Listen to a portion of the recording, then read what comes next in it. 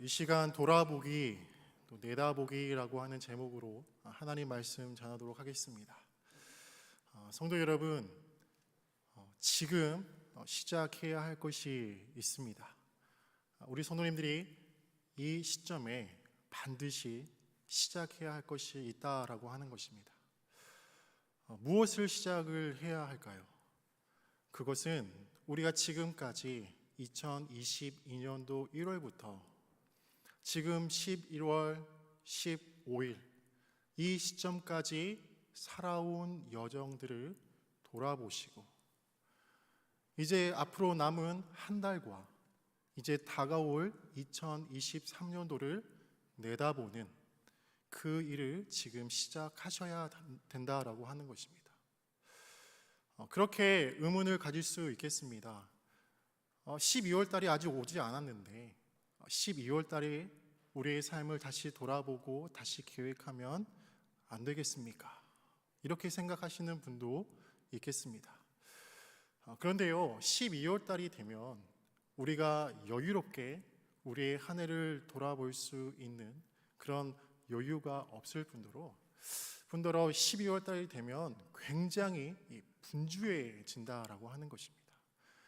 그래서 성도 여러분, 우리가 이 시점에서 우리가 이 한 해 동안 걸어온 그 발자취들을 돌아보고 그 상황 가운데 내가 잘했던 것, 내가 부족했던 것들을 한번 점검해 보면서 우리의 앞날을 내다보는 것이 중요하다라고 하겠습니다.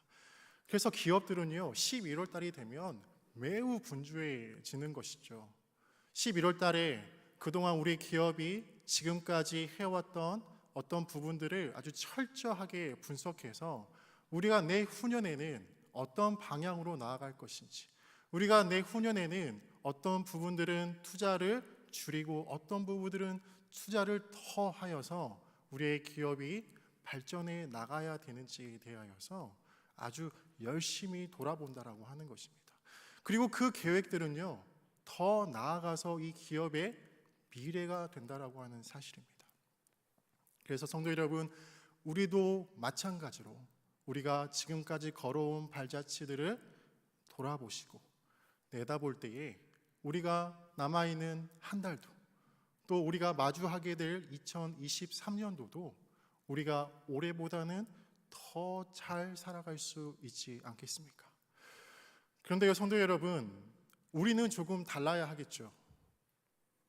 우리는 예수 그리스도를 믿는 자들로서 우리가 한 해 동안에 그리스도인으로서 어떻게 살아왔는지에 대해서 더 적확하게 돌아보아야 된다고 하는 사실입니다. 그리고 그렇게 돌아볼 때에 우리가 그 돌아봄에 있어 굉장한 유익을 얻을 수 있다고 하는 것입니다. 세 가지의 유익을 얻을 수 있는데요, 첫 번째는 바로 하나님의 뜻을 우리가 보다 더 잘 알 수 있게 된다라고 하는 것입니다. 한 해 동안 하나님께서 나에게 하셨던 일들을 돌아볼 때에 하나님의 뜻은 이것이었구나. 하나님께서는 내가 이것을 하고 싶었는데 저것을 선택하게 하셨는데 이것이 바로 하나님의 뜻이었구나 라고 하는 그 하나님의 뜻을 더 발견할 수가 있다라고 하는 것입니다. 그리고 두 번째로는요, 우리가 한 해를 다시 한번 돌아볼 때에 우리가 계속적으로 짓는 죄들이 있지 않습니까? 반복해서 짓는 죄들이 발견된다라고 하는 것입니다. 그럼으로써 우리가 그 죄들을 지음으로써 우리가 정말 사망과 그 죽음의 권세에 빠져 있는 우리를 발견하게 됨으로써 우리가 그 죄로부터 다시 한번 우리가 하나님께 나아가 하나님, 나를 용서해 주십시오. 회개할 수 있고 하나님께 다시 돌아올 수 있는 그 은혜를 얻을 수 있다라고 하는 것입니다. 그리고 마지막 세 번째는 우리가 한 해를 돌아볼 때에 우리의 연약한 부분들을 다시 한번 발견함으로써 우리의 삶을 다시 재정비해 나갈 수 있다라고 하는 것이죠. 그래서 성도 여러분, 우리가 하나님 앞에서 우리의 삶을 다시 한번 되돌아보았을 때에 우리가 하나님의 뜻을 더 선명하게 발견할 수 있고 우리가 반복되어져서 지은 죄들을 우리가 다시 한번 경계할 수 있으며 우리의 삶을 다시 한번 재정비할 수 있게 된다라고 하는 것입니다. 그래서 우리는 한 해를 내가 그리스도인으로서 잘 살아왔는지 우리가 다시 한번 돌아보아야 하겠습니다. 그리고 내다보아야 된다라고 하는 것이죠. 계획해야 된다라고 하는 것입니다. 그런데 성도 여러분, 우리가 만일 이 삶을 돌아보지 않을 때 어떠한 일이 일어날까요? 우리의 신앙을 돌아보지 않을 때 어떠한 일이 일어날까요? 하나님께서는 우리에게 매네 되게 우아르신, 너에게 부족함이 보였다라고 말씀하신 벨사살처럼 우리에게 매네 되게 우바르신이라고 평가하실 것입니다. 또 한 달란트 받은 사람에게 주인이 악하고 게으른 종아라고 평가했듯이 우리에게도 동일하게 우리 하나님께서는 우리에게 대하여 악하고 게으른 종아라고 평가하실 수 있다라고 하는 사실입니다. 그래서 우리는 그것을 두려워하면서 우리는 한 해를 돌아보고 우리는 우리 앞에 놓인 이 미래에 대해서 내다보는 그 지혜를 얻어야 하겠습니다. 그렇다면 성도 여러분, 우리가 구체적으로 무엇을 돌아보고 무엇을 내다보아야 될지 오늘 본문 말씀을 통하여서 살펴보기를 원합니다. 오늘 본문 말씀을 통해서 하나님이 나에게 또 우리에게 무엇을 돌아보게 하시는지, 무엇을 내다보게 하시는지 바라봄으로써 우리가 이 땅 가운데에 온전한 그리스도인으로 살아가시기를 간절히 바랍니다. 오늘 본문 말씀은 신명기의 말씀입니다. 이 신명기의 말씀은 모세가 출애굽 2세대들에게 바알 부올에서 했던 설교 모음집이라고 할 수 있습니다. 그래서 신명기에는 총 3가지의 설교가 모아 있습니다. 1장부터 4장까지는 이 첫 번째 설교가 기록되어져 있고요. 4장 후반절부터 28절까지는 아주 긴 두 번째 설교가 기록되어져 있습니다. 그리고 29장부터 30장까지는 이 세 번째 설교가 기록되어져 있고, 31장부터 34장까지는 이제 모세가 축복해주고 그 모세의 임종이 기록되어져 있습니다. 그래서 신명기를 우리가 볼 때에 크게 3개의 설교가 기록되어져 있다라고 보시면 되겠습니다. 그리고 우리가 오늘 본 이 신명기 4장 1절에서 14절까지의 말씀은 그 첫 번째 설교입니다. 이 첫 번째 설교에는 이 모세가 출애굽을 한 다음 그리고 그 광야의 여정을 걸어왔던 그 이스라엘의 사건들에 대해서 회상하는, 회고하는 내용이 기록되어져 있습니다. 그리고 오늘 본문 말씀은 그 내용을 다시 한번 그 출애굽 2세대들에게 말함으로써 너희는 출애굽 1세대를 본받지 말고 지금 그리고 그 가나안 땅에 들어가서 너희들은 하나님 백성답게 살아야 된다라고 이 말씀을 선포하는 이 내용이 기록되어져 있는 것이죠.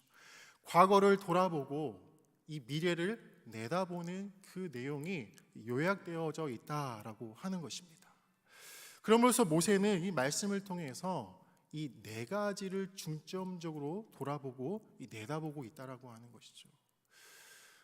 먼저 첫 번째 이 모세는요, 이 이스라엘의 1세대의 삶을 돌아보면서 그리고 출애굽 2세대에게 그것들을 이야기하면서 너희들은 하나님과 그 이스라엘의 관계를 잘 돌아보고 너희들은 앞날을 내다보아야 된다라고 이야기를 하고 있습니다.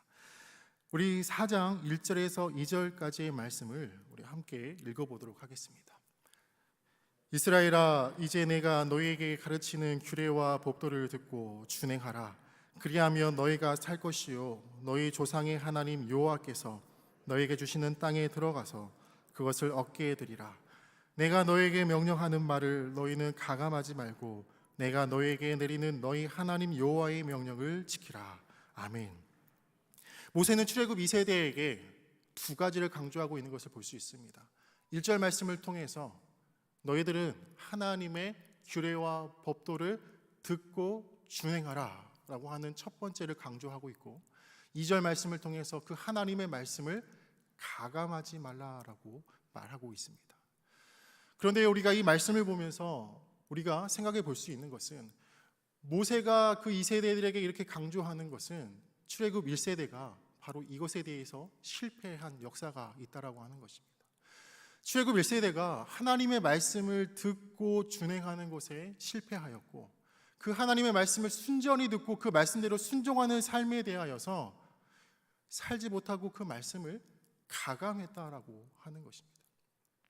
그래서 모세는 출애굽 2세대를 향하여서 너희는 그것을 답습하여 살지 말라라고 그렇게 선포하고 있습니다.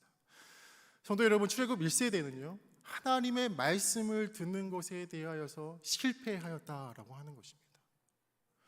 하나님의 말씀을 듣는 것을 실패했으니 그 말씀을 준행하는 것에 대해서는 더 실패했겠죠. 여기서 듣다라고 하는 것은 히브리어로 샤마라고 하는 뜻입니다. 그리고 이 샤마는 이 동사형을 표현했을 때 우리가 잘 알고 있는 쉐마입니다. 들으라라고 하는 하나님의 명령이죠. 그런데요, 이스라엘 백성들 1세대, 출애굽 1세대들은 그 쉐마의 삶, 하나님의 말씀을 듣는 삶을 실패했다라고 하는 것입니다. 그런데요, 출애굽 1세대의 이스라엘 백성들은 그렇게 이야기할 수 있습니다. 우리는 하나님 말씀을 들었습니다. 우리는 하나님의 말씀을 들었다고 하는 것입니다.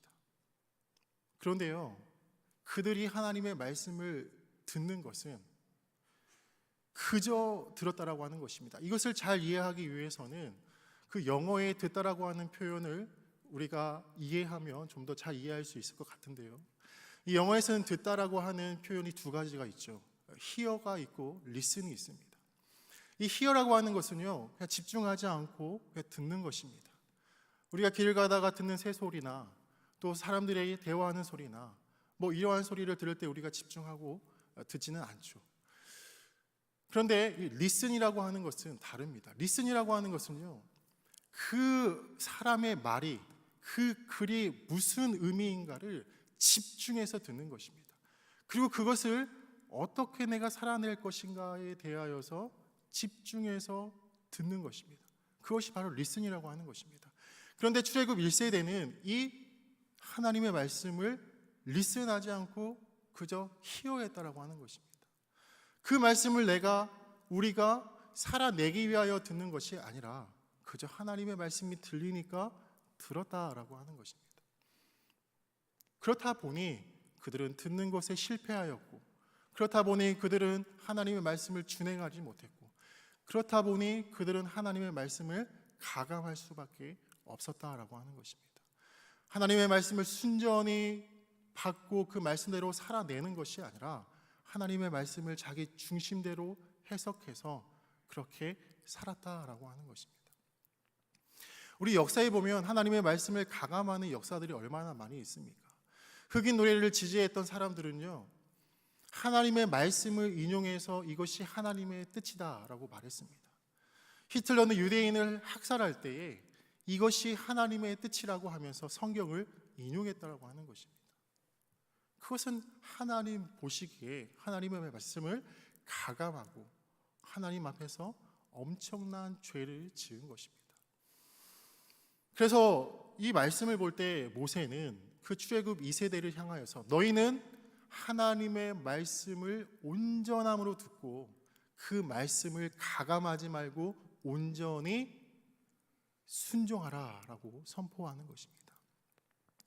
성도 여러분, 이 말씀을 근거로 할 때에 우리의 한 해를 돌아보기 원합니다. 우리가 한 해를 돌아볼 때에 우리가 하나님의 말씀을 어떻게 들으셨습니까? 하나님의 말씀을 그냥 들리니까 들으셨습니까? 아니면 그 말씀을 우리의 마음판에 새기면서 그 말씀을 살아내기 위해서 들으셨습니까? 그 말씀을 가감하지 않고 온전함으로 살아내기 위하여 힘쓰셨습니까? 아니면 그 말씀을 통하여 나의 유익을 얻기 위하여 하나님의 말씀을 왜곡하면서 그 말씀을 받으셨습니까? 성도 여러분, 이것을 우리가 돌아보셔야 된다고 하는 것입니다. 그리고 이것이 바로 우리의 신앙의 심장이기 때문에 우리는 반드시 우리가 하나님의 말씀에 대한 자세와 태도가 어떠했는지 돌아보셔야 된다고 하는 것입니다. 이제 두 번째로 모세는 그 이스라엘 백성들을 향하여서 무엇을 따랐는가에 대하여서 그들에게 대하여 돌아보라라고 이야기를 하고 있습니다. 우리 3절과 4절 말씀을 함께 읽겠습니다. 시작. 여호와께서 바알보올의 일로 말미암아 행하신 바를 너희가 눈으로 보았거니와 바알보올을 따른 모든 사람을 너희의 하나님 여호와께서 너희 가운데에서 멸망시키셨으되 오직 너희의 하나님 여호와께부터 떠나지 않는 너희는 오늘까지 다 생존하였느니라. 아멘. 모세는 출애굽 2세대의 그 이스라엘 백성들을 향하여서 너희 출애굽 1세대 부모 세대들은 하나님을 따르지 않고 바알보를 따랐다. 그리고 그 사건에 대하여서 이야기하는 것을 볼 수 있습니다. 이제 출애굽한 이스라엘 백성들이 이제 그 광야에서 시딤이라고 하는 곳에 도착을 하게 됩니다. 그 시딤이라고 하는 곳에서 그 이스라엘 백성들이 모압 여인에게 유혹을 당했고 그 모압 여인들이 섬기는 이 바알보올이라고 하는 우상에게 절을 했습니다. 그리고 그들에게 바친 제물을 먹었습니다. 이 사건을 통해서 하나님이 그들을 심판하셨습니다. 무려 2만 4천 명이나 되는 그 이스라엘 백성들을 하나님께서 심판하셨다라고 하는 것이죠. 그렇다면 왜 이스라엘 백성들은 이러한 심판을 받을 수밖에 없었을까요? 그것은 하나님께서 그들을 부르신 목적은 오직 하나님만을 따르게 하기 위해서 하나님께서 그들을 부르셨는데 그들이 바알보올을 따라갔기 때문이었습니다. 그 풍요의 신이라고 하는 그 바알보올에게 마음을 뺏겨서 그들을 그 우상을 따라갔기 때문이었습니다. 그래서 모세는 이야기하는 것입니다. 너희 1세대 부모들은 하나님을 따르지 않고 바알보올을 따라갔다. 너희들은 그렇게 하면 안 된다라고 그렇게 선포하고 있는 것입니다. 성도 여러분, 우리가 한 해 동안 살아오시면서 무엇을 따랐는지에 대하여서 한번 되돌아보시기 바랍니다. 성도 여러분, 무엇을 따르셨습니까? 무엇을 추구하시면서 사셨습니까? 우리가 따르고 추구하는 것은 그것이 곧 우리의 신앙이 되고 그것이 곧 우리의 주인이 된다라고 하는 것이죠. 그래서 내가 한 해 동안 하나님이 아닌 다른 것을 따랐다면 우리는 그것을 신앙했던 것이고 지금도 신앙하고 있는 것이고 그것이 우리의 주인 되어 있다라고 하는 사실입니다. 만일 내가 돈을 따르고 추구했다면 돈은 나의 신앙이 되는 것이고 돈은 나의 주인이 되는 것입니다. 내가 모든 일을 함에 있어서 선택의 기준이 바로 돈이 된다라고 하는 것입니다.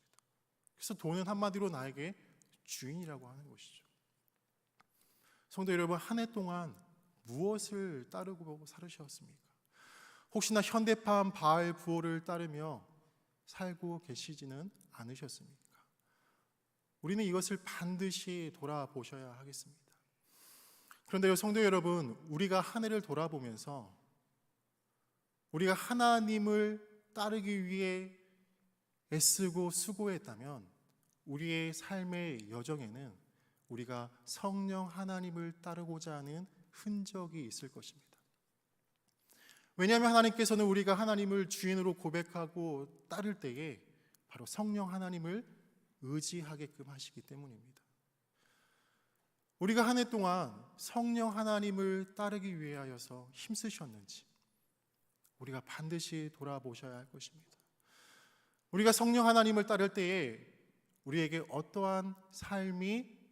우리가 어떠한 삶을 살아가게 됩니까? 성령 하나님께서는 우리를 예수 그리스도께 인도해 가십니다. 그리고 그 예수 그리스도께서 말씀하신 것에 순종하게 하신다라고 하는 것이죠. 그러나 우리가 그 예수 그리스도의 말씀에 순종하며 나아갈 때에 우리의 힘으로 감당할 수 없으니 성령 하나님께서는 우리에게 능력을 주시고 은사를 주셔서 그 예수 그리스도의 말씀에 온전히 순종할 수 있도록 도와주신다라고 하는 것입니다. 그렇기 때문에 우리가 한 해를 돌아볼 때, 우리가 무엇을 따랐는가를 돌아볼 때에 우리는 성령 하나님을 따르는 그 흔적을 발견할 수가 있어야 된다고 하는 것입니다. 만약 우리가 그 삶을 돌아봤는데 성령 하나님을 따른 흔적이 없다면 우리는 다시 한번 우리의 삶을 내다봄으로써 내가 성령 하나님을 의지하며 살아가야 되겠구나라고 결단해야 한다라고 하는 것이죠. 성도 여러분, 성령 하나님을 따른 발자취가 있으십니까? 이것을 돌아보시기 바랍니다. 이제 세 번째로 모세는 바로 이 이스라엘이 하나님께 부여받은 사명에 대하여서 돌아보게 합니다. 우리 5절과 6절 말씀을 함께 읽겠습니다. 내가 나의 하나님 여호와께서 명령하신 대로 규례와 법도를 너희에게 가르쳤나니 이는 너희가 들어가서 기업으로 차지할 땅에서 그대로 행하게 하려 함인즉 너희는 지켜 행하라. 이것이 여러 민족 앞에서 너희의 지혜요 너희의 지식이라. 그들이 이 모든 규례를 듣고 이르기를 이 큰 나라 사람은 과연 지혜와 지식이 있는 백성이로다 하리라. 아멘. 이제 모세는 하나님께서 이스라엘에게 주신 그 사명에 대하여서 돌아보게 합니다. 이 말씀을 보면 하나님께서는 이스라엘 백성들에게 사명을 주셨다라고 하는 것을 알 수 있습니다. 어떠한 사명을 주셨습니까? 바로 이스라엘 백성들이 그 가나안 땅에 나아가서, 아니 그 현재에 바로 말씀의 사람으로 살아가게 하는 그 사명을 주셨다라고 하는 것입니다. 그리고 그 말씀의 사람으로 살아가면서 하나님의 복음을 전하는 자들의 그 사명을 주셨다라고 하는 것입니다. 그리고 그들이 그 가나안 땅에 들어가서 바로 하나님 나라의 방식인 사랑과 정의로 살아내요. 우와, 당신들이 살아내는 그 삶의 방식이 나도 살아가고 싶습니다라고 감격하고 탄식하게끔 하는 그런 사명을 부여받았다라고 하는 것입니다. 그런데 모세가 뭐라고 말을 하는 것입니까? 1세대 너희 1세대 부모들은 그것에 대해서 실패하였다. 너희들은 그것에 대하여서 너희의 부모들을 따라가지 말고 온전히 이 하나님께서 주신 사명을 잘 기억하여 그 하나님의 뜻대로 살아가라 라고 하는 것입니다. 그래서 출애굽 2세대들은 바로 이 하나님의 사명을 부여받은 자로서 살아가야 한다라고 하는 것이죠. 그런데 성도 여러분, 이 사명이요 이스라엘 백성에게만 주어진 사명이 아니라는 것입니다. 이 사명은 우리가 예수 그리스도께 부름받았을 때에 우리 주님께서 우리에게도 주신 사명이라고 하는 것입니다. 그래서 우리는 이 땅 가운데 살아갈 때에 말씀의 사람들로 살아가야 됩니다. 우리가 이 땅을 살아갈 때에 우리가 하나님의 복음을 전하는 자들로 살아가야 된다라고 하는 것입니다. 그리고 우리가 이 땅을 살아갈 때에 우리는 하나님 나라의 방식인 사랑과 정의로 살아가야 된다라고 하는 것입니다. 이 말씀을 준비하면서 저도 돌아보게 되었습니다. 이 한 해 동안 살아가면서 나는 정말 말씀의 사람으로 살아간다. 한 해를 돌아보면서 나는 정말 하나님의 복음을 전하기 위한 애씀과 수고가 있었는가? 한 영혼에 대한 그러한 안타까움이 있었는가? 또 이 땅을 살아가면서 정말 사랑으로 살아내고 정의로 살아내어서 이 깨어진 세상을 회복하려고 하는 그러한 애씀과 수고가 있었는가 돌아볼 때에 정말 하나님 앞에 낯을 들기 어려울 정도로 그러한 어려움이 있었습니다. 그러나 그럼에도 불구하고 그러한 애씀을 조금이라도 발견할 수 있었기에 올해보다는 내년에 나의 이 부분이 더 성장해져야 되겠구나. 올해보다는 내일이 이 부분에 있어서 내가 더 애써야 되겠구나라고 하는 이 결단을 하며 내다보게 되었다라고 하는 것입니다. 우리가 한번 되돌아보십시오. 한 해를 살아가면서 정말 하나님께서 나에게 말씀을 주셨는데 그 말씀을 온전히 살아냈는가? 그 말씀을 다른 사람들에게 전했는가? 또 그 말씀으로 우리가 살아갈 때 사랑의 존재로서 정의의 존재로서 살아가게 되었는데 될 수밖에 없는데 나는 그렇게 살아갔는가? 우리 성도님들 돌아보시기를 바랍니다. 이제 마지막 모세는요, 이제 이스라엘 백성의 공동체를 돌아봅니다. 그들이 하나님의 말씀에 비추어서 믿음의 공동체로 온전히 세워졌는지에 대하여서 돌아보고 있다라고 하는 것입니다. 우리 9절에서 10절 말씀을 우리 함께 읽어보도록 하겠습니다.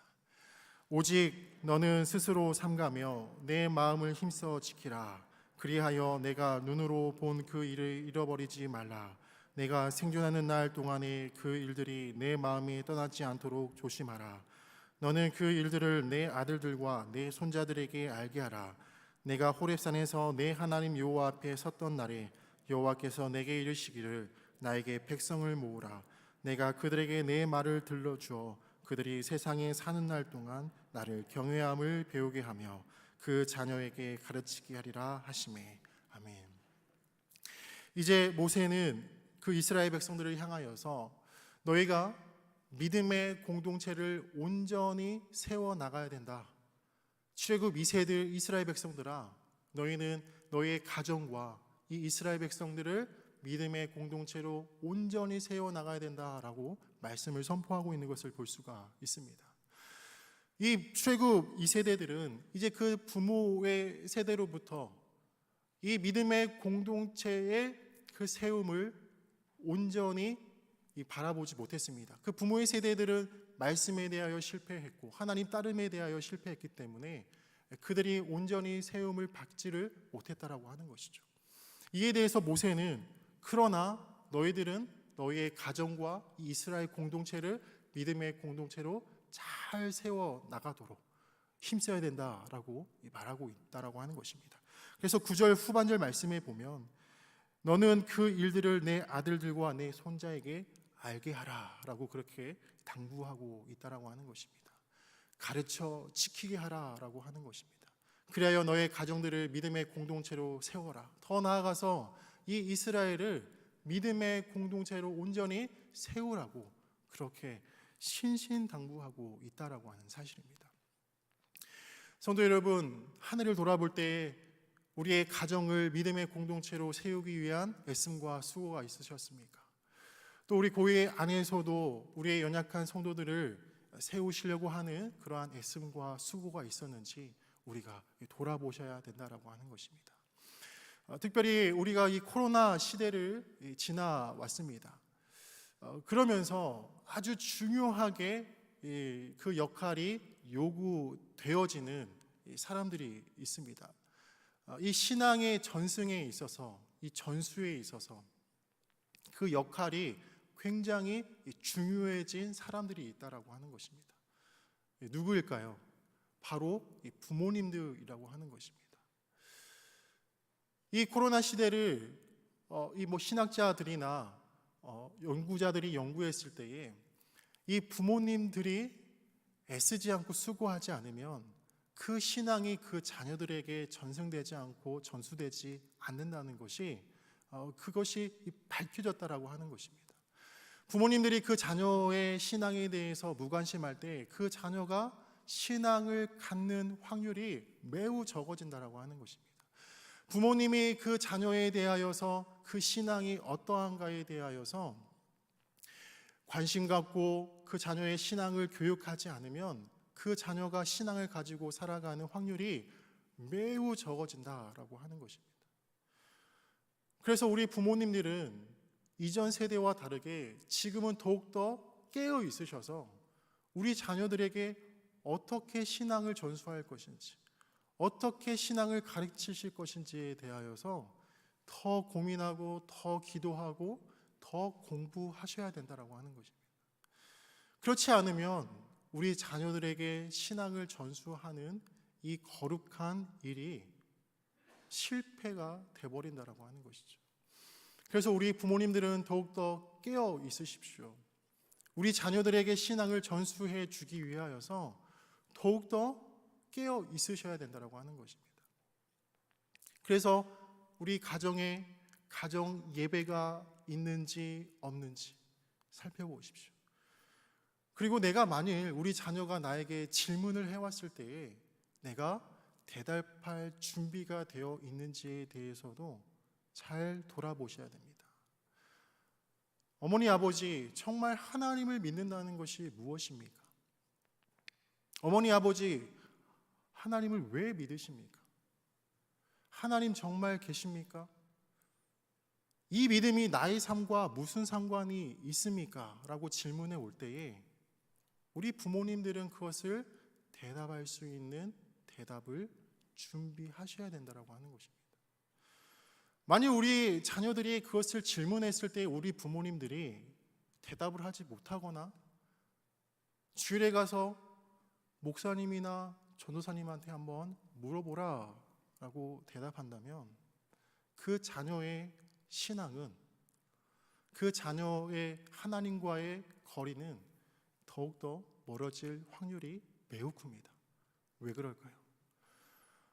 아니, 부모님들도 모르는 것을, 부모님이 확신도 없는 것을 내가 왜 믿느냐, 내가 믿을 가치가 있는가 라고 질문할 수밖에 없고 그 회의감을 가질 수밖에 없기 때문입니다. 그렇기 때문에 우리 자녀들이 우리에게 질문해 왔을 때에 우리 부모님들은 그것을 잘 대답할 수 있도록 정말 수고하고 애쓰셔서 그 대답들을 잘 준비하셔야 하겠습니다. 그때에 우리의 신앙의 계승이, 전수가 잘 이루어질 수밖에 없기 때문입니다. 성도 여러분, 오늘 말씀을 통해서 모세는 이제 제2 출애굽 세대들에게 하나님과의 관계, 그리고 그들이 무엇을 따라야 되는지, 그리고 그들이 하나님께 부여받는 사명이 무엇인지, 그리고 그 믿음의 공동체를 세우기 위해서 어떻게 해야 되는지에 대해서 돌아보게 하고 다시 그들의 삶을 내다보게 하는 것을 보게 됩니다. 성도 여러분, 그런데 우리가 여기서 아주 중요한 질문을 던져보아야 됩니다. 모세는 왜 그들에게 이토록 중요하게 이것을 강조하고 있느냐라는 것입니다. 우리가 이 말씀에는 보이지 않지만 모세는 목에 핏대를 세우면서 아주 안타깝게, 그리고 아주 간절하게 그 이스라엘 2세대를 향하여서 이 메시지를 왜 선포했느냐라는 것입니다. 왜 그랬을까요? 우리가 7절과 8절 말씀을 통해서 그 해답을 얻을 수가 있는데요. 우리 7절과 8절 말씀을 함께 읽겠습니다. 우리 하나님 여호와께서 우리가 그에게 기도할 때마다 우리에게 가까이 하심과 같이 그 신이 가까이 함을 얻는 그 나라가 어디 있느냐? 오늘 내가 너에게 선포하는 이 율법과 같이 그 규례와 법도가 공의로운 큰 나라가 어디 있느냐? 아멘. 지금 모세는 이스라엘 백성들에게 이렇게 말을 하는 것입니다. 이스라엘 백성들아, 하나님이 그 자신을 드러낸 민족이 어디 있냐는 것입니다. 하나님이 그렇게 가까이 한 민족이 어디 있냐는 거예요. 이스라엘, 너희가 아니냐? 이것이 얼마나 큰 은혜냐라고 이야기하고 있습니다. 이스라엘 백성들은 하나님께서 말씀을 주시고 그 말씀대로 살아갈 수 있도록 인도하여 주신 그 은혜가 얼마나 크냐라는 것입니다. 이방신을 따르지 않고 이방신의 거짓과 비참한 그 인도함을 받지 않고 하나님의 말씀에 인도함 받는 우리가 얼마나 은혜 받은 자들이냐라는 것입니다. 또한 하나님이 우리의 기도를 들어주셔서 그 기도에 굽어 살펴주시는 그 은혜가 얼마나 크냐라고 하는 것입니다. 그 은혜를 생각할 때에 이스라엘 백성들아, 우리가 이렇게 살아가면 안 되지 않느냐? 우리가 다시 돌아보고 내다봄으로써 하나님의 온전한 백성으로 살아내야 되는 것이 마땅하지 않느냐라고 지금 모세가 그들을 향하여서 목에 핏대를 세우면서 선포하는 것입니다. 성도 여러분, 그렇다면 우리는 어떻습니까? 우리는 하나님께 엄청난 은혜를 받은 사람들 아닙니까? 죄와 허물로 죽어서 악한 영과 악한 권세에 목돈미를 붙잡아 끌려다닌 우리였는데 하나님께서 독생자 예수 그리스도를 보내주셔서 우리를 그 죄와 사망의 권세에서 건져내 주셔서 하나님의 선한 통치를 받게 하는 그 존재가 된 우리가 아닙니까? 예수 그리스도의 그 십자가의 그 은혜로 말미암아 우리가 악한 영의 권세, 악한 나라에서 하나님 나라로 옮겨진 그 존재가 아닙니까? 그렇다면 우리는 어떻게 살아야 하겠습니까?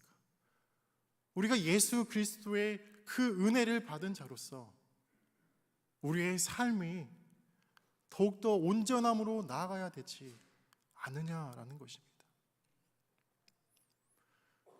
성도 여러분, 그렇기 때문에 우리가 이 은혜를 생각할 때에, 우리가 이 은혜 받은 자라고 하는 것을 늘 기억하며 살아갈 때에 우리가 돌아보고 내다보는 이 삶을 부단히 하여 하나님 앞에서 온전한 하나님의 백성으로 살아가야 한다라고 하는 것입니다.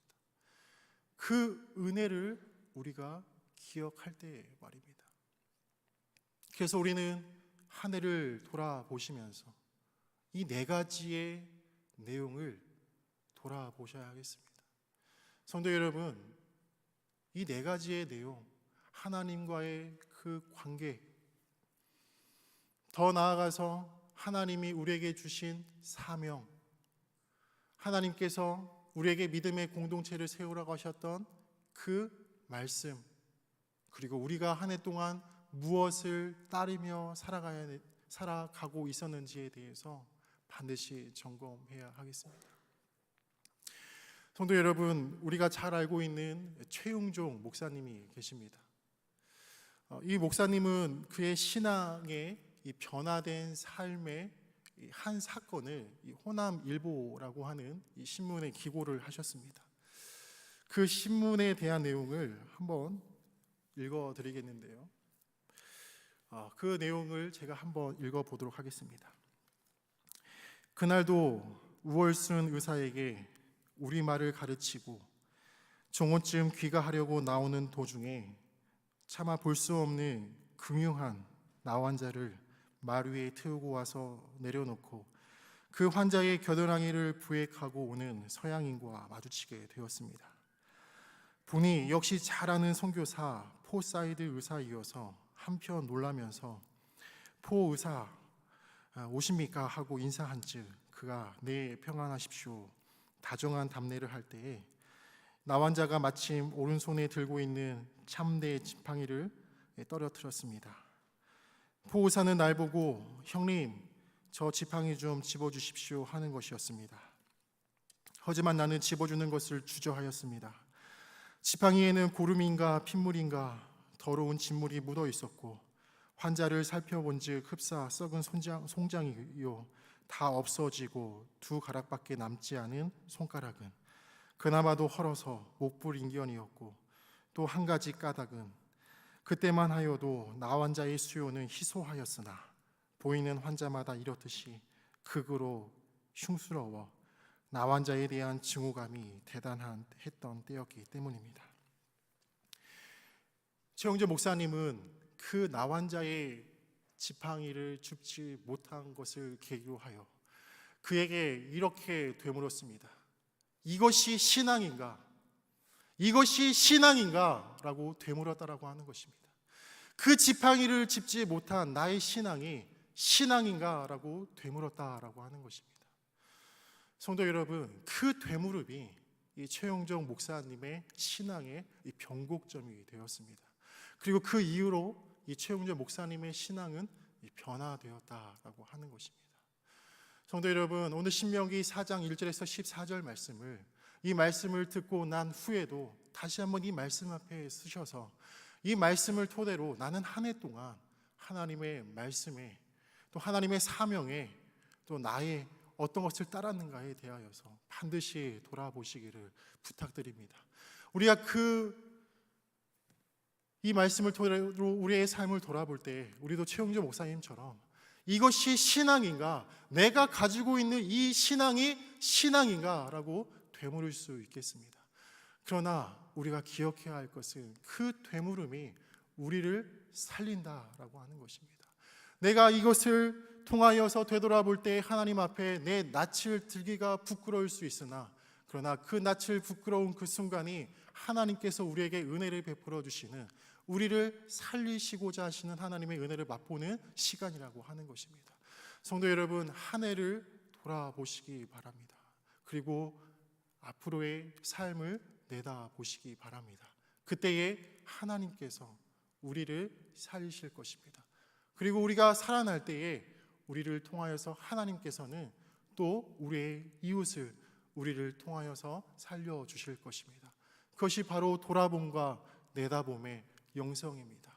온전히 하나님의 말씀에 다시 한번 쓰셔서 올해를 돌아보고 내다보셔서 하나님의 온전한 백성으로 살아가시는 우리 성도님들 한 분 한 분 되시기를 간절히 바랍니다.